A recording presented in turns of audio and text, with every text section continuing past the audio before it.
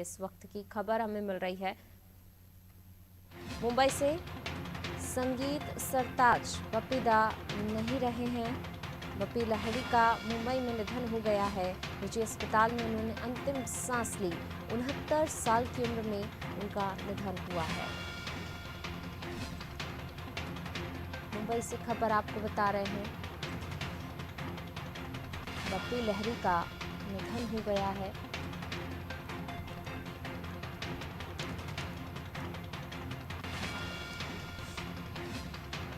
बप्पी लहिरी का 69 साल की उम्र में निधन हो गया। उन्होंने अंतिम सांस ली। सिंगर कंपोजर बप्पी लहिरी का मुंबई के अस्पताल में निधन हो गया है। उन्होंने अंतिम सांस ली।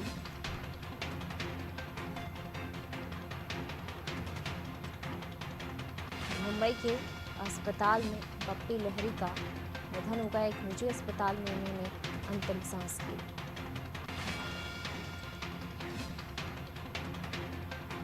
सिंगर कंपोजर थे बप्पी लहिरी। संगीत सरताज बप्पी दा को कहा जाता था।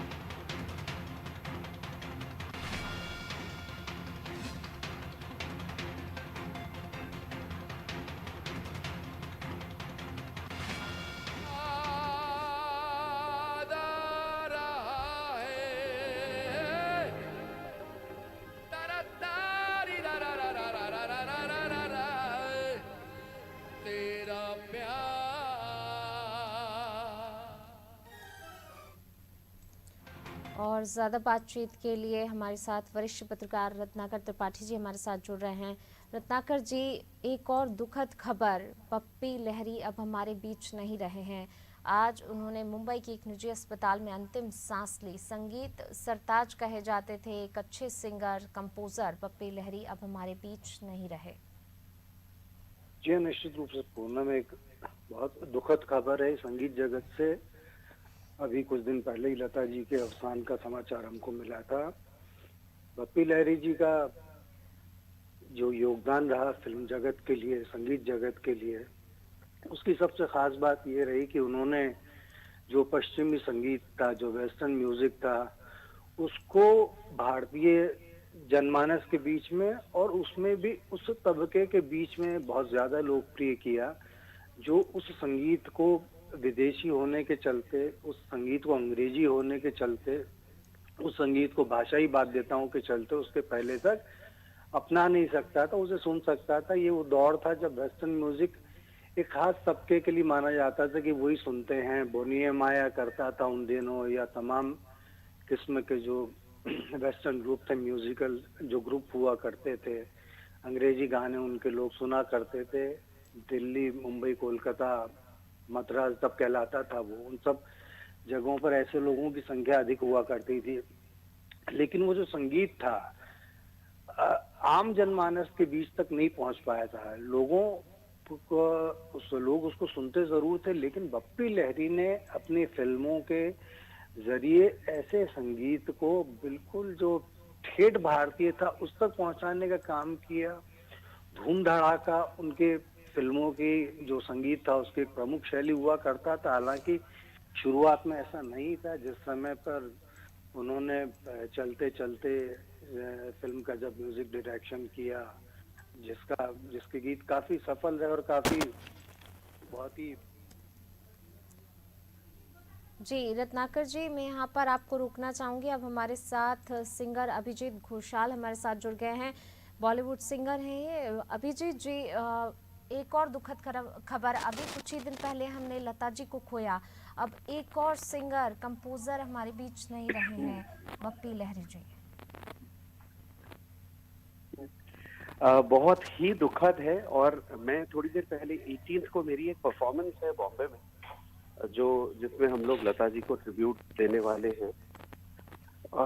दुखद ये लग रहा है कि जैसे 16 तारीख को बप्पी दा की भी डेथ हो गई, और आप लोगों को मतलब कई लिसनर्स को, श्रोताओं को शायद पता नहीं होगा, बंगाल की लता मंगेशकर मानी जाती थी संध्या मुखर्जी, उनकी भी कल मृत्यु हो गई।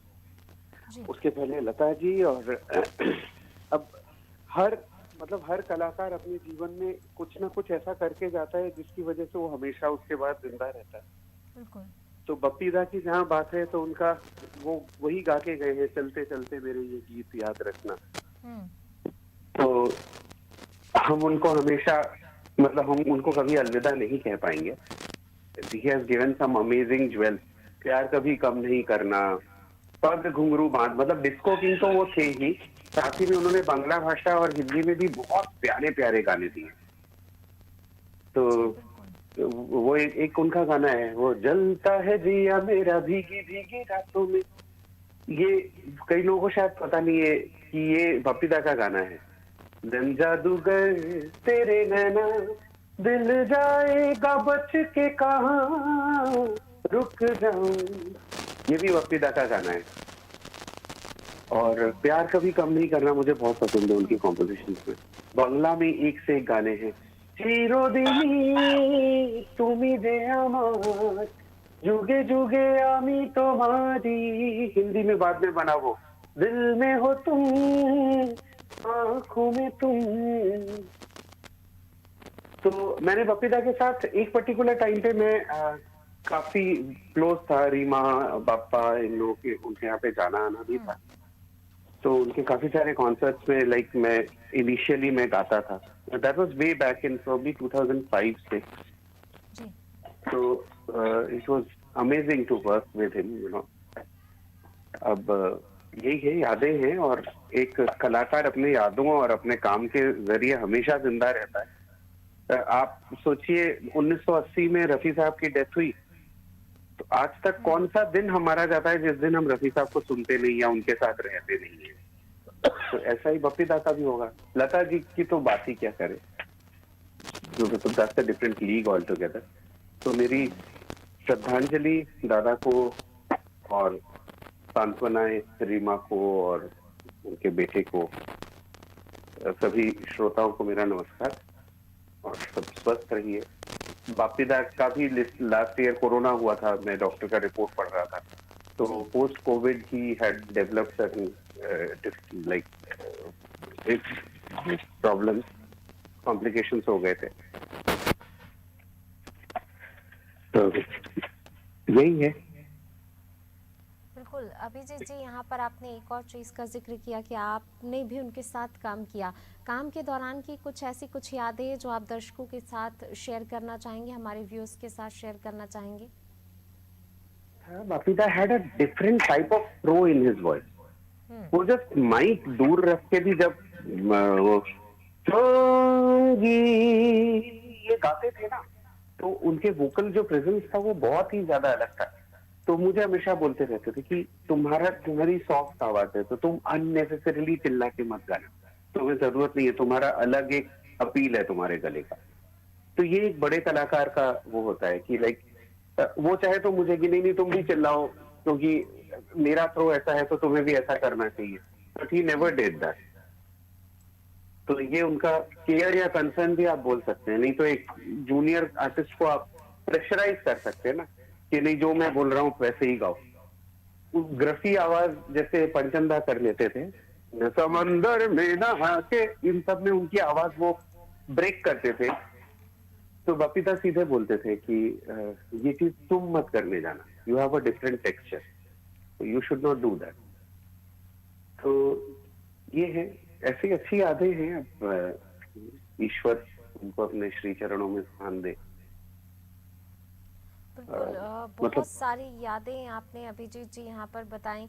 कुछ खास मोमेंट, एक ऐसा कोई वाकया जो आपको आज भी याद हो, ध्यान में रहता हो आपके साथ? ध्यान में, मैं के फॉर किशोर के एक स्पेसिफिक एपिसोड में गया था। मुझे वो कुछ प्रस्तुति के लिए बुलाया था। तो उसमें दादा ने मुझे जादूगर तेरे नैना बोला था गाने को, कि ये तुम्हारे गले में अच्छा लगेगा।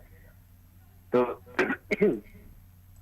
इस तरह की, मतलब बहुत ज्यादा इंटरेक्शन तो नहीं था। जब मिलते थे, मेरी जैसे मैं रविंद्र जैन जी से, उनके साथ काफी काम करता था, जगदीप अंकल मुझे बहुत पसंद करते थे। तो जब मुलाकात हुई तब होता है कि आप ब्लॉटिंग पेपर बन के जाइए और जितना सीख सकते हैं इनसे सीख लीजिए। तो बिल्कुल। के फॉर किशोर में भी हम लोग मिले थे, तो उस समय काफी ऐसे बात होती थी, बट यूजुअल बातें, मतलब हम्म। फिर सारेगामापा में तो वो कई बार आए थे, जज होके भी आए, और के फॉर किशोर में he was one of the जजेस, Sudesh ji was there, and और भी कोई था। तो जी। अच्छा है वो एक बेटर जगह पे जाके रहे। जी बिल्कुल। अभिजीत जी, बहुत सारी यादें आपकी पप्पी दा के साथ रही, आपने बहुत सारी यादें शेयर की हैं और उनको श्रद्धांजलि भी दी। चलिए, शुक्रिया हमसे बातचीत करने के लिए और दर्शकों के साथ इतनी सारी पप्पी दा की यादें साझा करने के लिए।